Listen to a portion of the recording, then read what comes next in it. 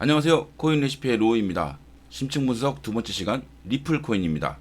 리플은 2012년 12월 최초 발행이 되었고 시가총액 21.6조의 코인입니다. 지금 가장 화두가 되고 있는 내용으로 리플과 SEC사의 소송 결과를 얘기하고 있죠. 국제결제 송금 가상자산 리플이 유리한 고지를 점령한 것으로 알려졌다고 뉴스가 나왔는데요. 일단 SEC가 리플을 고소한 이유에 대해서부터 알아보면 일단 리플은 처음에 코인을 만들고 발행하면서도 미국 주식법에 따르지 않고 무시하며 진행하고 그리고 이미 이것이 문제가 될 것을 알고 리플사와 XRP를 분리해서 운영함으로써 소위 말하는 괘씸죄로 리플을 소송한 것으로 보입니다. 물론 중앙화된 코인의 대표 주자이기도 하기 때문이라 생각합니다. 그 요즘 핫한 드라마 우영우에서 우영우 변호사가 이런 이야기를 합니다.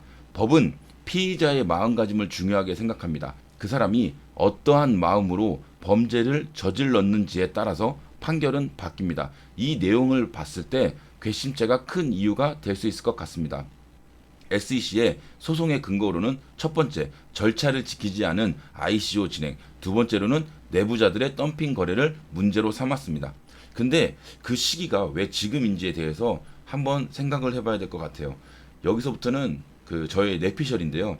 일단 리플은 송금 서비스라는 프로젝트로 시작하였고 은행들과 MOU를 협약하여 프로젝트에 박차를 가하기 시작하였습니다. 위의 내용을 약점으로 잡고 있던 SEC는 만약에 리플사가 모든 은행들과 협약을 마치고 송금 서비스를 시작하게 되면 완벽한 리플 생태계를 갖추게 되므로 소송을 하기에는 너무 많은 리스크와 그리고 리플과 협약한 은행들과도 난감한 상황에 처하게 됩니다. 그렇기에 좀 더 진행을 늦추고 은행들에게 시간을 벌어주는 것이 아닌가 생각합니다. 아이러니하게도 리플이 송금 서비스를 시작하게 되면 가장 피해를 받는 것도 환전소와 은행들일 거라 생각합니다. 리플사가 자체적인 앱을 개발해서 송금 서비스를 은행을 거치지 않고 자체 앱에서 지갑을 생성하여 세계 각지의 돈을 리플로 환전하여 보내주게 된다면 세계의 은행은 큰 수입원 중 하나인 해외 송금 서비스를 중단해야 하며 많은 직원들이 이를 그만둬야 할 것입니다.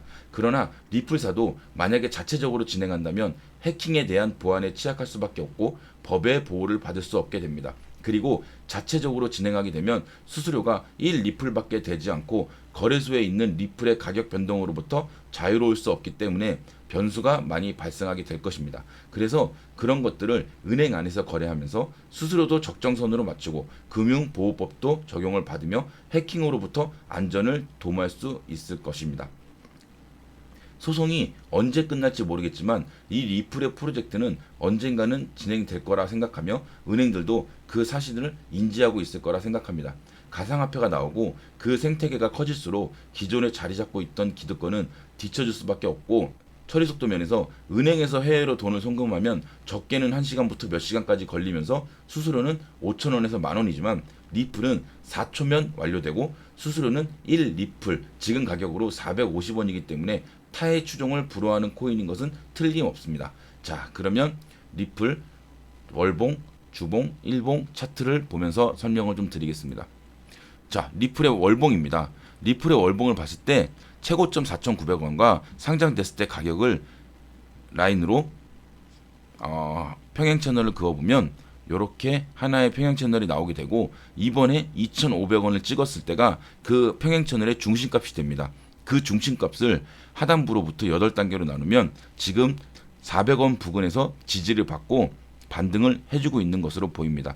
이 반등이 만약에 완벽하게 이루어져서 720원을 돌파해 준다면 가장 좋은 상황이 되겠지만 아직은 바닥을 만들고 있는 단계로 월봉으로 봤을 때는 200원대까지는 열릴 수 있습니다. 그리고 위로 상승하게 되면 730원, 또 1,000원, 1,300원 이런 식으로 300원 단계를 나누게 되며 제가 중요하게 생각하는 라인은 바로 요 라인 720원 라인입니다. 이 라인을 보시면 요 매물대에서는 신기하게도 꼬리가 달려요. 윗꼬리가.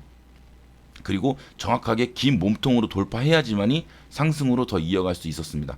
이렇게 봤을 때는 제가 생각하는 리플은 이 700원대가 700원에서 800원대 라인이 뭔가 중요한 리플의 가격대인 것 같습니다. 자, 이제 주봉으로 보겠습니다. 주봉으로 보면 2,500원을 찍고 이번에 최저점을 400원으로 가정했을 때, 그러니까 지금 400원을 찍고 반등을 하고 있기 때문에 400원이 최저점이라면 이게 중요합니다. 2,500원에서 하락해서 400원이 최저점이라면 이 박스권이 1년 2개월짜리 박스권이 완성이 됩니다. 그리고 이 박스권을 완성을 시키고 다음 박스권 1년 2개월치죠. 그렇게 되면 2023년 9월이 됩니다. 2023년 9월이 박스권 마지막 단이 되고 그 전에 이 중심값인 2023년 1월에 이 리플의 가격에 따라서 이 2022년 8월 9월에 가격대가 변하게 될 건데요.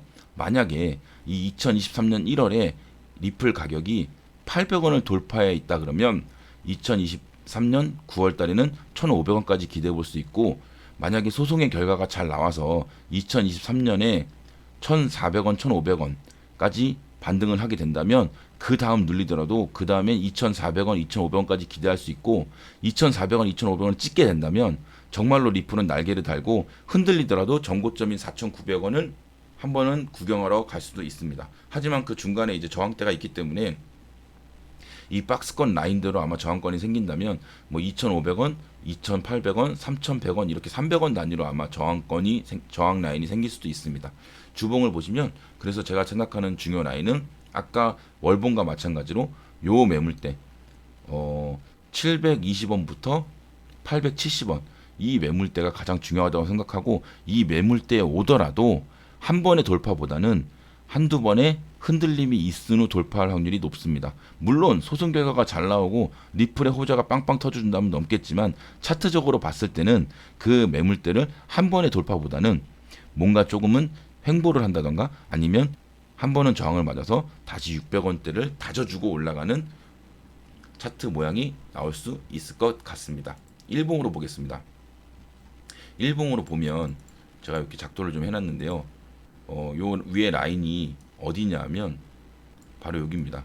2021년 6월과 2021년 7월에 이 라인을 하단 라인을 쭉 선으로 연결해 보면 이렇게 연결이 되고, 이 지금 일봉에서 움직이고 있는 지금 이 삼각수렴 있잖아요, 밑으로. 근데 이게 여기서부터 역회된 숄더로 만약에 본다면 이번에 돌파하게 된다면 지금 돌파를 하고 있네요.